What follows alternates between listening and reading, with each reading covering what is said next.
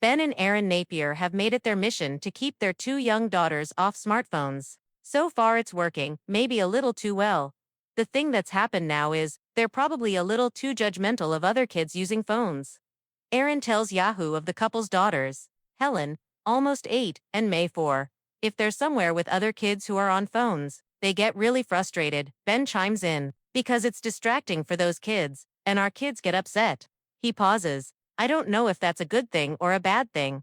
Like most parents, the stars of HGTV's Hometown, which kicks off its 10th season on January 4th, are figuring out how to best set boundaries around screens. The Laurel Miss residents have been vocal about their tech-light approach to raising their daughters, even co-founding the nonprofit Osprey Old School Parents Raising Engaged Youth, to help other families adopt the same approach of a social media-free childhood from grade school to graduation. It's easy when they're little, Erin says. Since they were infants, they've known that a smartphone is not a toy. This is a tool for growth. They've never held one. They know that there's a very dark place here that can be found, but we don't use it for that. Asterisk phones in front of their kids. When they must use a smartphone in their presence, they explain why. I don't want my girls to think I'm on here playing, so I'll say, right now I'm texting Aunt Pal, referring to business partner Mallory Raspberry and hometown regular, to see what we need to do for our friend whose grandmother passed away. I try to include them and narrate any time I'm using my phone, but I try to just not use my phone around them, if at all possible. What the future holds is an open question. They say I don't know how the rubber is going to meet the road in a few years, if they start asking for one, Erin says. But like right now, Helen says, I think that when I become a teenager, I should get a flip phone. I think that's appropriate.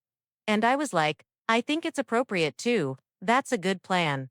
Asterisk, it's not like the girls are cut off from the outside world. The Napiers installed a landline at home, and the girls have a Rolodex of contacts. Honestly, it feels like it has scratched that itch, says Ben, who smiled when he walked in on the girls calling his 91-year-old grandmother asterisk. They're building great communication skills. She says, I'll hear them say, hello, grandmother.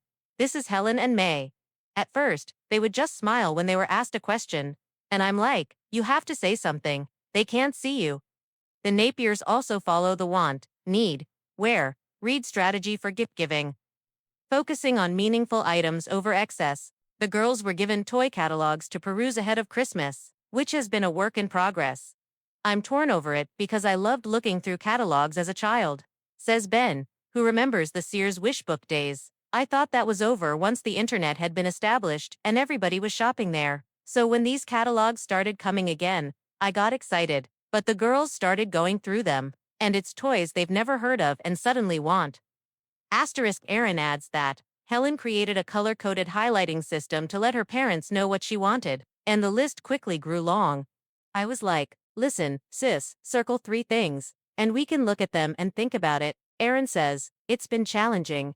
Of course, that wasn't their only challenge. Just when the couple felt they had struck a good work-life balance, they added homeschooling to the mix. Ben teaches the girls history, math and Bible studies, while Erin's in charge of language arts, art and the rest. It's a lot, but everybody has to figure out work-life balance, Ben says. I think that the way that we do it is probably unique for the TV world. We say no to a lot of things just because it's too much. It pulls away from home life too much. Asterisk, perhaps the best perk of their TV stardom has been being able to work in Laurel, where Erin grew up and where they're raising their family. On the show, they renovate local classic homes, but they've also invested in the larger community, running several small businesses, including Laurel Mercantile, Scotsman Co., and Scent Library. Asterisk, this season, the couple undertakes a massive project, renovating a historic home that presents extra challenges along the way. That's the focus of the first episodes. For a typical hometown project, 10 weeks is really long, says Ben. That one stretched to 7 months. It was the first time we had to get permission to make it 2 episodes. Unlike some reality shows that thrive on drama, we're looking at you. Bravo. The Napiers maintain a remarkable ease with each other, even when expensive obstacles pop up. Inspired by Travis Kelce saying he and Taylor Swift never fight, we had to ask, do Ben and Erin argue while working and parenting together? We do disagree, but we don't fight, Ben says. We get along very, very well, Erin says. We communicate really clearly all the time. I know everything he's worried about. We have no secrets.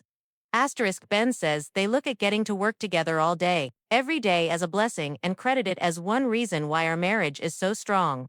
And as far as Taylor and Travis go, he adds, they're probably still pretty new. They probably don't fight. It'll come. There'll be disagreements, but they'll work through them.